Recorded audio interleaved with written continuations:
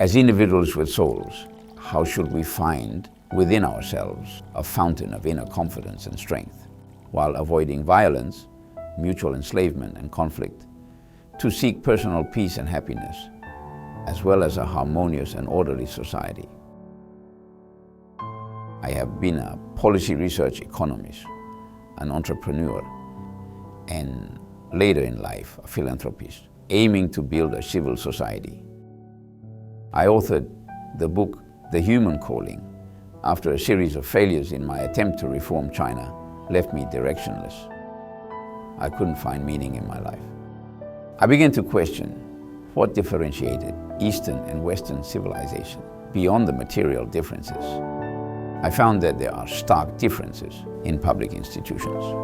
So what kind of deep-seated forces influence the construction of public institutions and cause China to struggle with building a modern political system?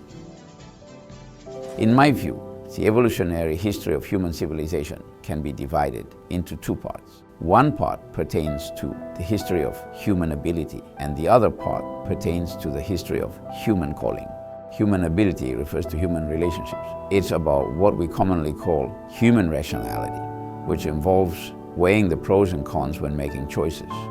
It is this rationality that has led humanity to create unique organizational methods, modes of communication, and technological innovations, thereby shaping the history of human material civilization, which is unified in direction yet diverse in its manifestations. However, human calling concerns the relationship between humans and the divine. When you look towards the divine, you perceive an existence that transcends human-to-human relationships, existing on a higher dimension.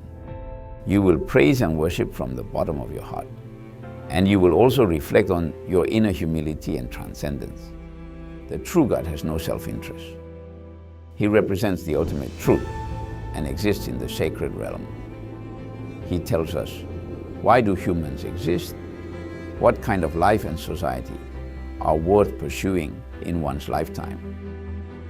Without a belief in God, the great achievements created by human abilities may turn into personal or even collective catastrophes for humanity.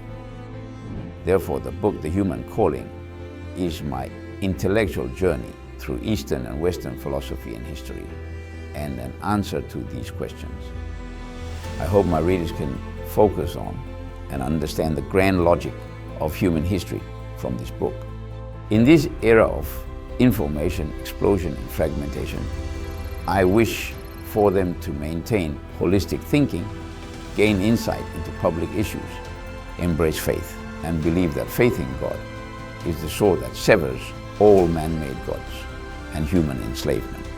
Discover self-discipline, self-motivation, and self-affirmation to move toward our sacred human calling, defending the public spirit of freedom, equality, fairness, justice, and righteousness that God gave us, and finding true freedom, as well as personal peace and happiness.